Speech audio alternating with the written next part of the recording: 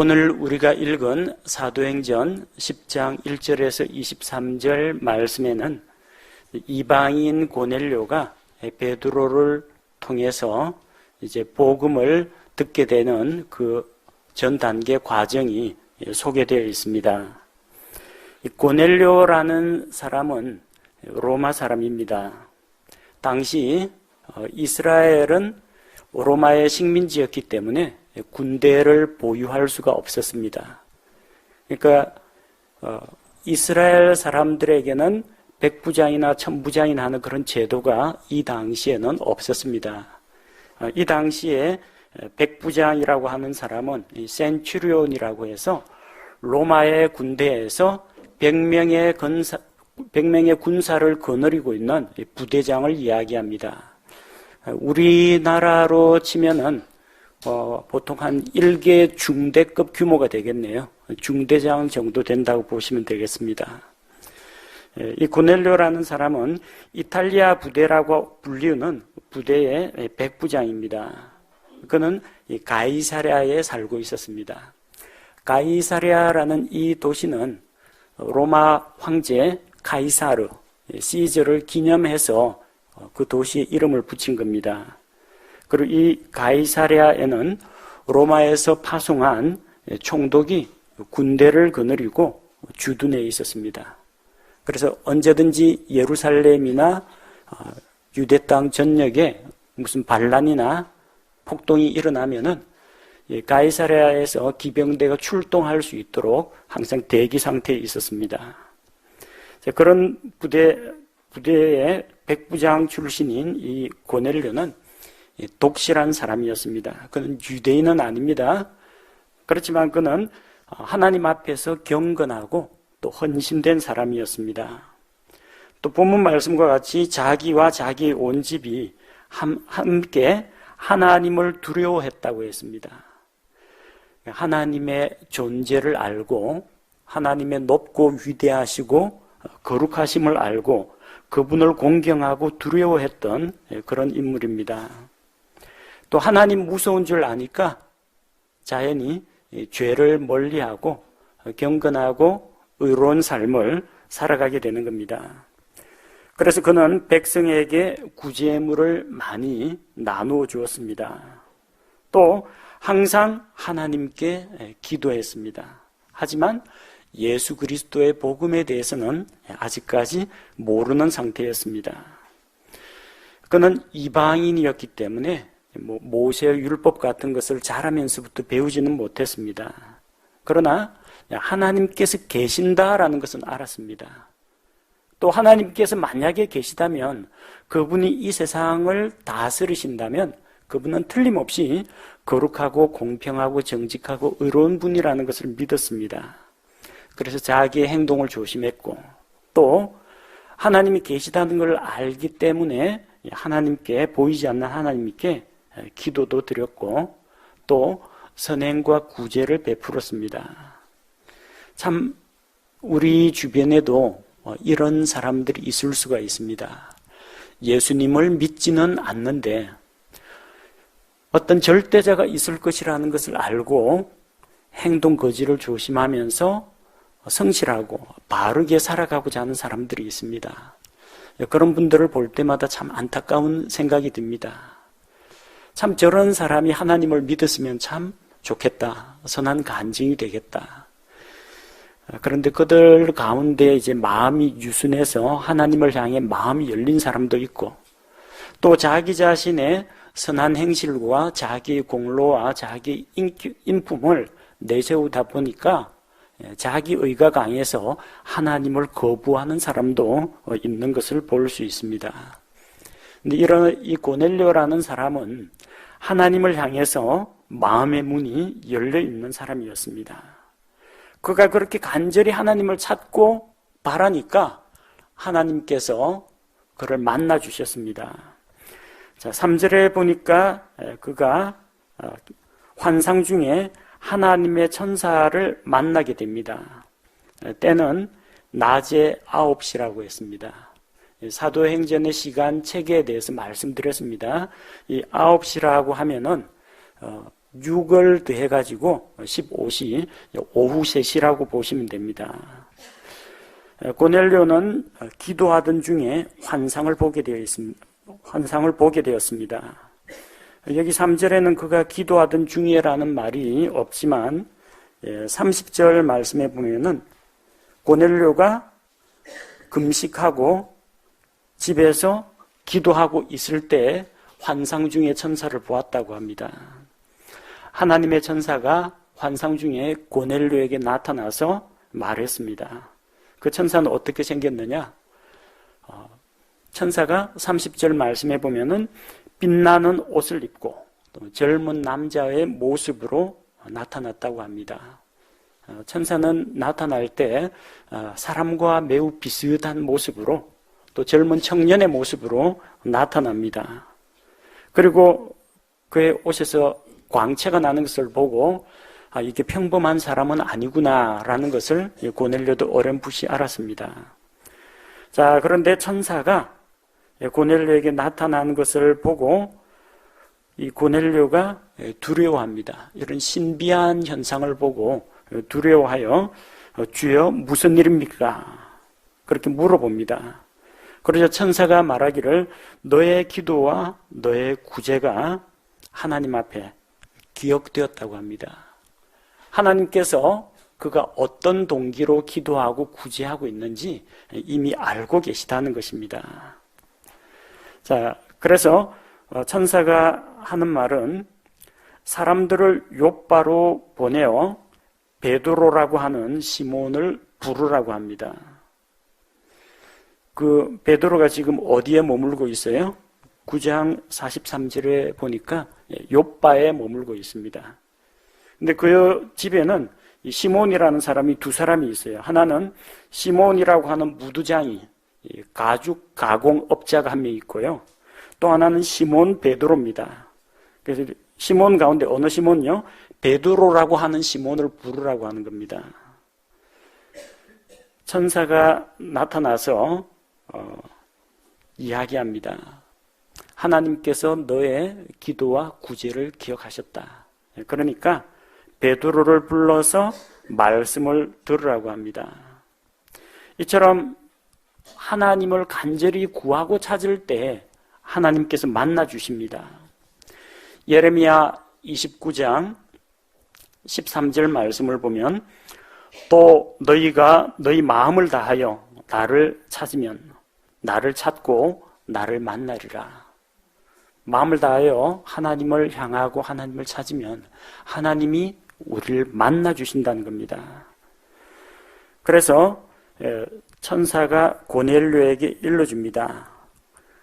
지금 욥바에 있는 무두장이 시몬의 집에 시몬 베드로가 머물고 있는데 그를 불러오면은 내가 마땅히 해야 할 일을 베드로가 너에게 알려줄 것이라고 합니다. 고넬료가 지금 로마의 군인인데 또 지금까지 기도와 구제와 경건 생활에 힘을 썼는데 마땅히 해야 할 일이 무엇일까요? 마땅히 해야 할 일. 이건 뒤에 사도행전 11장 14절에 나옵니다.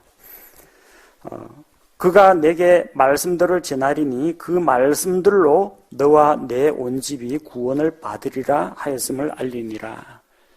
구체적으로 이야기하면은 마땅히 해야 할 일이 무엇이냐? 베드로에게서 말씀을 듣고 그와 그의 온 집이 구원을 받는 것입니다. 지금 그는 하나님께 기도도 하고 있고 구제도 하고 있고 선도 행하고 있고 독실하고 신실한 사람입니다. 그러나 그것으로 구원받는 것은 아닙니다. 우리는 우리 자신의 선한 행위나 노력을 통해서는 하나님 앞에 구원받지 못합니다. 하나님께서는 오직 한 길 예수 그리스도를 통해서 구원의 길을 예비해 주셨습니다. 예수 그리스도께서 십자가에서 흘리신 대속의 피를 믿는 믿음으로 그분이 십자가에서 나의 죄를 대신하여 죽으시고 부활하셨다는 것을 믿음으로 받아들일 때 구원을 받습니다. 이 고넬료에게 필요한 것은 무엇이냐? 세상에서 열심히 착한 일을 하고 가족과 친지와 더불어 복락을 누리다가 죽어 지옥 가는 게 아닙니다. 구원받아 죄 용서받고 구원받아 영원한 생명을 누리는 겁니다. 마땅히 해야 할 일은 그와 그의 온 집이 이제 구원자 예수 그리스도를 믿는 것입니다. 천사는 고넬료에게 베드로를 불러다가 말씀을 들으라고 했습니다. 그냥 복잡하게 베드로 부를 것까지 있습니까? 그냥 천사가 딱 그 자리에서 하나님은 살아계시다. 사람들은 죄인이다. 그리고 구원받기 원하거든 예수 그리스도를 믿어야 된다. 천사가 복음을 전해주면 얼마나 감동적이겠습니까? 세상에 한 번도 천사에게 복음 전도를 받았다는 사람은 없습니다. 천사가 나타나서 하나님의 말씀을 술술 풀어주면은 이 놀라운 영적인 체험을 통해서 아마 믿을 사람이 많을 것 같죠. 근데 그거는 천사에게는 허용되어 있지 않습니다. 예수 그리스도의 은혜의 복음을 전하는 사명은 천사에게 주어진 것이 아닙니다. 하나님께서는 예수님을 믿는 자기 백성, 자기의 성도들을 사용해서 복음의 말씀을 전하십니다. 우리가 이미 지난번에 살펴봤습니다. 사도행전 말씀에서 빌립 집사가 에티오피아 내시에게 복음의 말씀을 전했죠. 근데 에티오피아 내시가 그 위치에서 병거를 타고 지나간다는 것을 빌립은 몰랐습니다. 천사가 그걸 알고 빌립을 불러다가 병거 가까이로 나아가라고 했습니다. 복잡하게 빌립한테 병거까지 가이사랴로 내려가는 길로 가자까지 내려가는 길로 달려가게 할 필요 없이 천사가 병거 안에 갑자기 탁 나타나서 복음을 전하면 되지 않습니까? 그러나 천사에게는 복음을 전할 수 있는 그런 특권이 없습니다. 하나님께서는 이 신약 교회 시대에 구원받은 성도들의 입술을 통해서 복음의 말씀을 전하십니다. 천사가 할 수 있는 일이라고는 빌립을 에티오피아 내시에게 소개시켜주는 것 거기까지입니다. 고넬료에게 시몬 베드로를 연결시켜주는 것 여기까지입니다. 고넬료는 천사로부터 그 좋은 정보를 듣고 이제 자기 집안에 있는 자기 종 2명과 독실한 군사 1명 이렇게 3사람을 욥바에 보내어서 베드로를 자기 집으로 초청하게 됩니다. 그 가는 길이 가이사랴에서 욥바까지 길이 좀 멉니다. 9절에 보니까 이튿날 그들이 계속 길을 가다가 그 도시에 가까이 갔을 때 거리가 상당히 멀다는 걸 알 수가 있죠. 그 베드로 불러다가 복음을 전해 듣기까지 얼마나 시간이 많이 걸렸는지 보십시오. 사도행전 10장 30절 보니까 고넬료가 이르되 내가 나흘 전에 이 시간까지 금식하고 있다가 종과 군사 보내가지고 베드로를 모시고 다시 오는 데까지 나흘 걸렸습니다. 가는데 이틀, 오는데 이틀.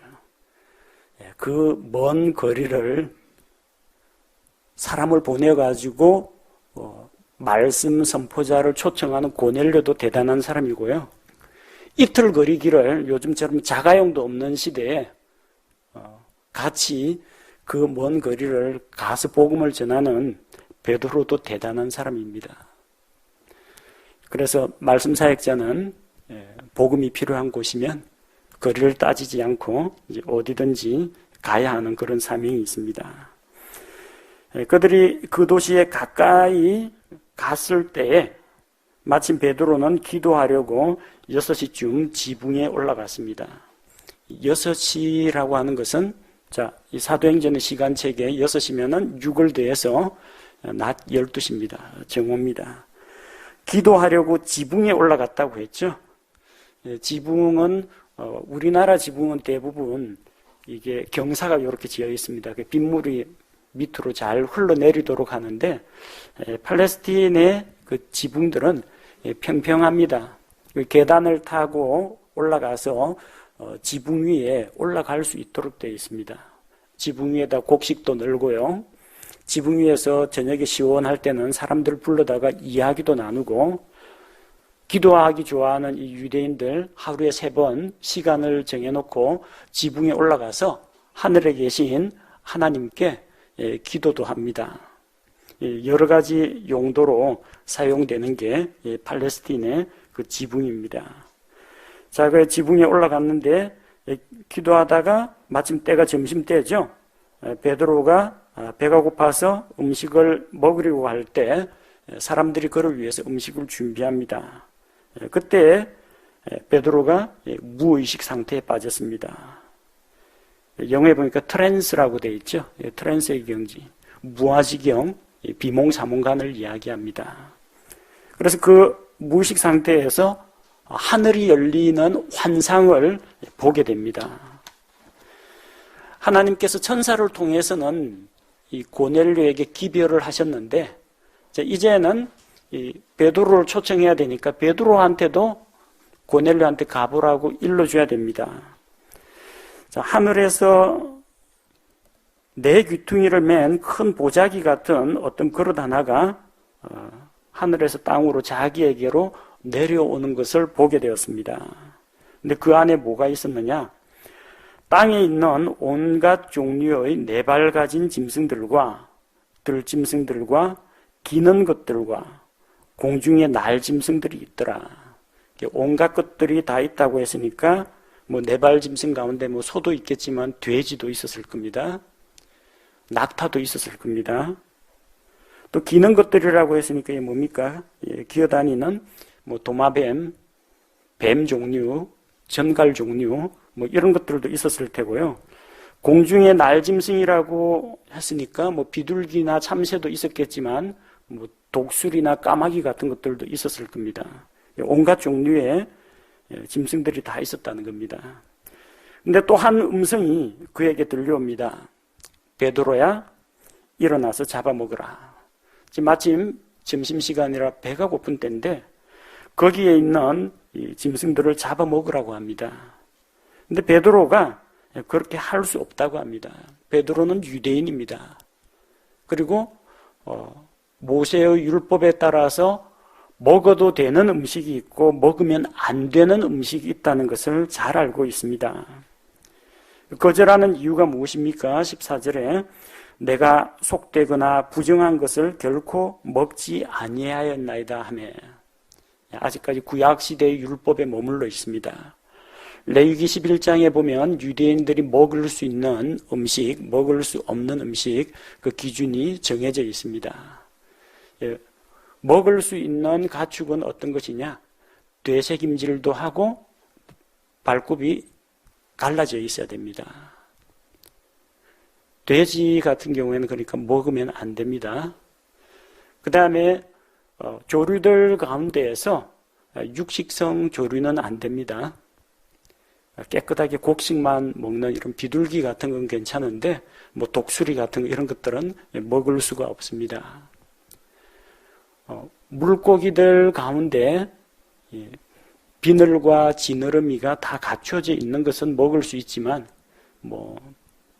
뱀장어라든지 조개라든지 낙지라든지 이런 거는 먹으면 안 됩니다.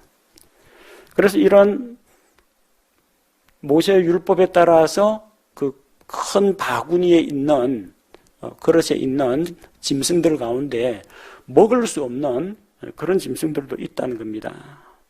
속되거나 부정한 것은 먹지 않겠다는 겁니다.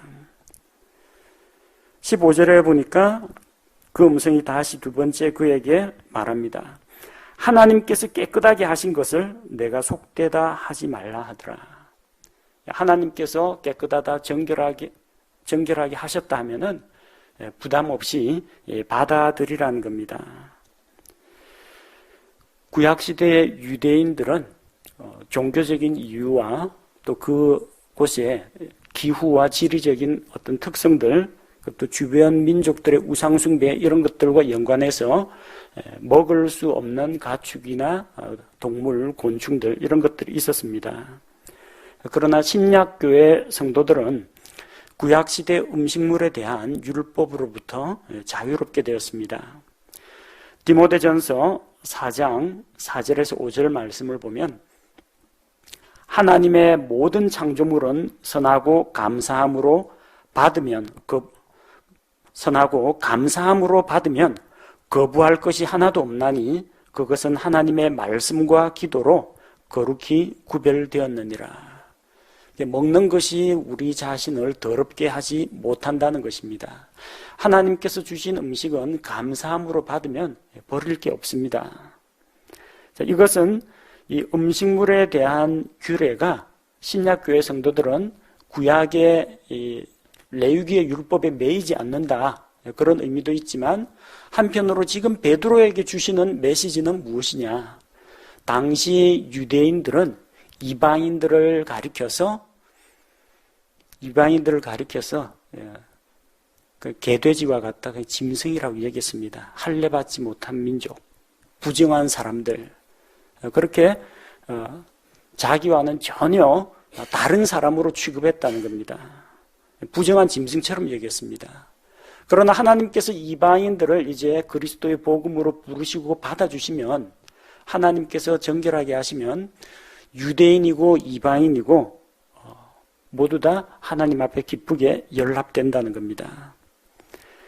곧 이 말씀은 조금 있으면 이방인들이 너를 찾으러 와서 그 이방인들의 집에 오라고 초청을 할 텐데, 하나님께서 그 이방인 고넬료를 개돼지 취급을 하는 게 아니라 그의 기도도 받으시고 그의 구제와 선행도 받으시고 그를 이미 받으셨기 때문에 하나님께서 깨끗하게 하신 것을 부정한 이방인 그렇게 멸시하고 홀대하지 말고 따라가라는 이야기입니다. 자, 16절에 보니까 이 일이 3번 있은 뒤에 그 그릇이 다시 하늘로 올라갔다고 했습니다. 이 환상이 3번이나 반복됐다는 겁니다.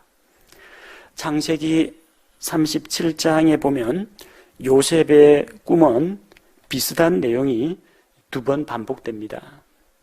처음에는 형제들이 같이 곡식단을 묶고 있을 때 자기의 곡식단은 일어나고 형제들의 곡식단은 자기 곡식단을 향해서 절하는 그런 꿈을 꾸었습니다. 그가 형제들 가운데 지극히 높고 존귀하게 된다는 뜻이죠. 또 한 번은 꿈을 꿨는데 하늘의 해와 달과 11별이 자기를 향해서 절하는 그런 꿈을 꾸었습니다. 그의 아버지와 어머니와 그리고 그의 모든 형제들이 그를 공경하게 될 것이라는 겁니다. 요셉이 장차 어떤 사람이 될 것인지 하나님께서 꿈을 통해서 보여주셨습니다. 2번이나 확증을 주셨습니다. 창세기 41장에는 파라오가 역시 꿈을 2번 겹쳐 꾸었습니다.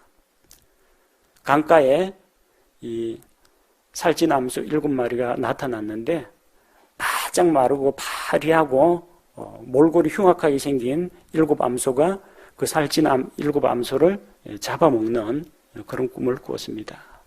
또다시 꿈을 꿨는데 아주 이삭이 충실하고 많은 이삭이 맺혀 있는 그 7줄기 이삭을 보았는데 잠시 뒤에 동풍에 마른 그야말로 볼품없는 쭉정이 같이 생긴 그런 흉악한 7 이삭이 그 풍요로운 이삭을 삼키는 그런 꿈을 꾸었습니다. 그 꿈을 하나님으로부터 해석을 받아서 요셉이 말할 때 파라오가 2번 겹쳐 꾼 꿈은 하나라고 합니다. 그런데 왜 겹쳐 꾸게 했느냐? 그것이 확실함을 보여주기 위해서 2번 강조했다는 겁니다. 창세기 41장 32절에 나옵니다. 베드로는 2번이 아니라 3번입니다. 환상이 3번이나 반복됐다는 것은 베드로가 헛것을 본 것이 아니라는 이야기입니다. 그리고 이 환상 계시가 분명하고 확실하다는 것을 하나님께서 거듭거듭 확증을 해주셨다는 걸 말합니다. 베드로는 한동안 정신이 들어가지고 이 환상이 도대체 무슨 뜻일까 속으로 생각하고 있는데 고넬료가 보낸 그 세 사람이 시몬의 집을 물어보고 문 앞에 서서 시몬 베드로가 이 집에 있는지 이제 물어봅니다. 베드로가 골똘하게 환상에 대한 생각을 하고 있을 때 성령님께서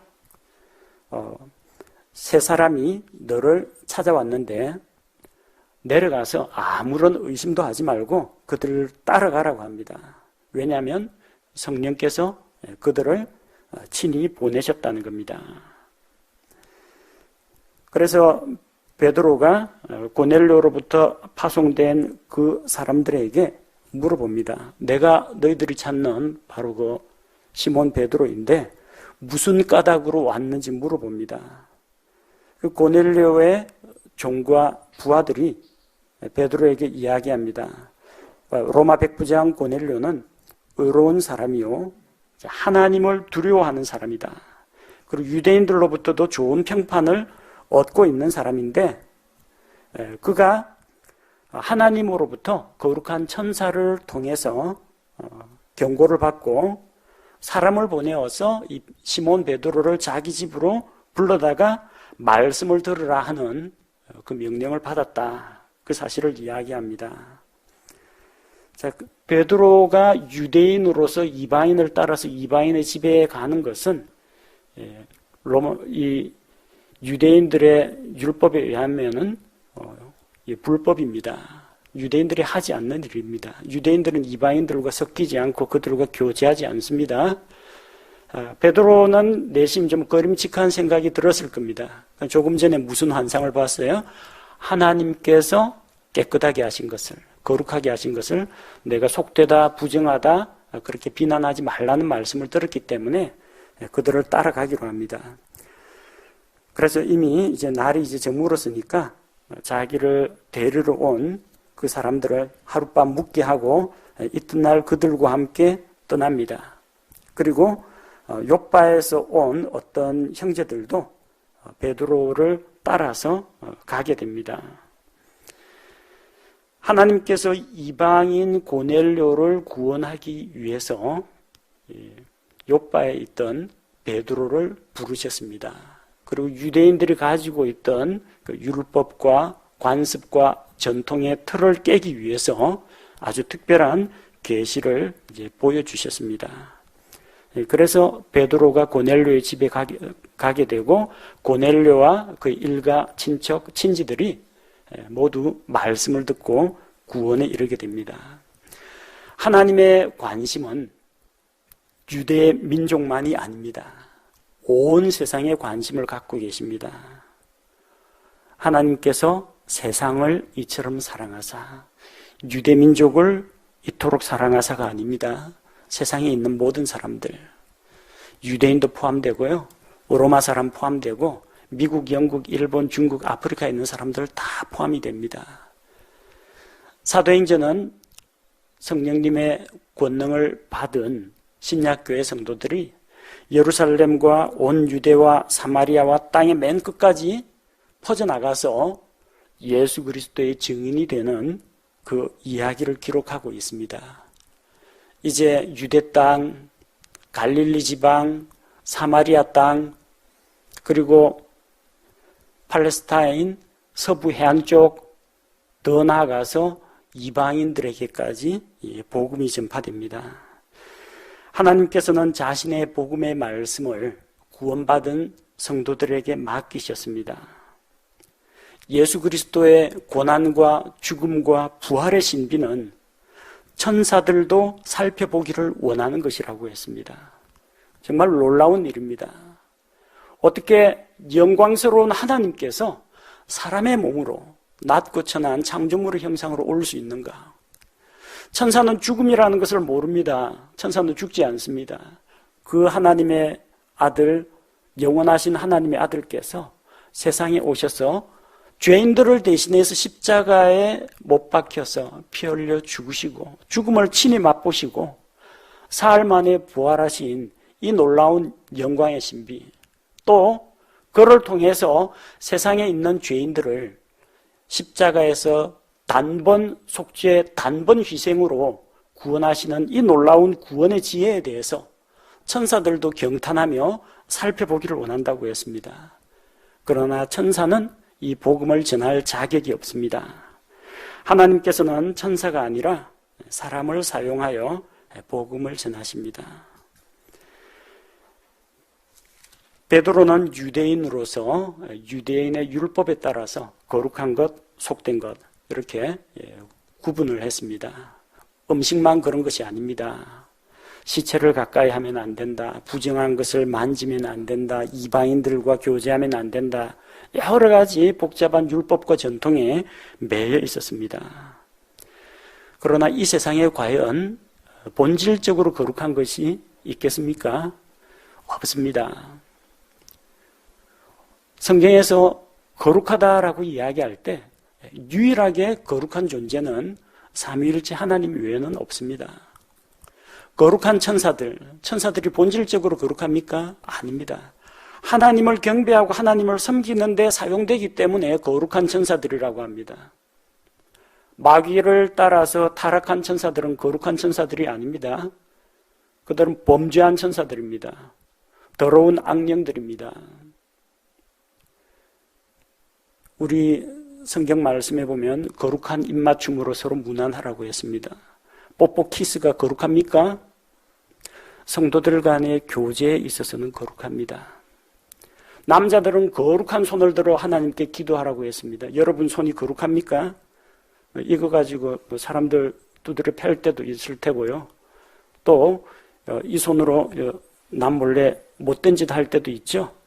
그러나 이 손을 하나님께 기도드릴 때 우리의 손을 들어 바칠 때 거룩하게 구별되는 겁니다. 우리 여기 앉아 계신 분들을 가리켜서 성도들이라고 합니다. 여러분 전부 다 죄가 하나도 없고 완벽하고 깨끗하고 흠없는 존재라서 성도라고 하는 게 아닙니다. 거룩하신 하나님께서 죄로부터 세상으로부터 구별해 내셔서 자기 소유로 삼으셨기 때문에 거룩한 무리들 성도라고 부르는 겁니다. 신약시대에는 하나님께서 특별한 목적을 위해서 자기 것으로 불러내시고 하나님께서 사용하실 그 목적과 하나님의 영광을 위해서 쓰임받는 존재는 다 거룩한 존재입니다. 하나님께서는 유대인들만 받으신 것이 아닙니다. 예수 그리스도께서 십자가에서 흘리신 그 대속의 피를 통해서 이방인들도 거룩하게 구별하시고 받아주셨습니다. 그래서 오늘 우리가 이 자리에서 하나님께 경배하고 하나님의 말씀을 들을 수 있는 것입니다. 우리는 구원받은 성도라는 사실을 하나님께 감사드리고 또 성도로서 우리에게 맡겨진 특권, 예수 그리스도의 복음을 전하는 이 일에 우리 자신을 드려야겠습니다.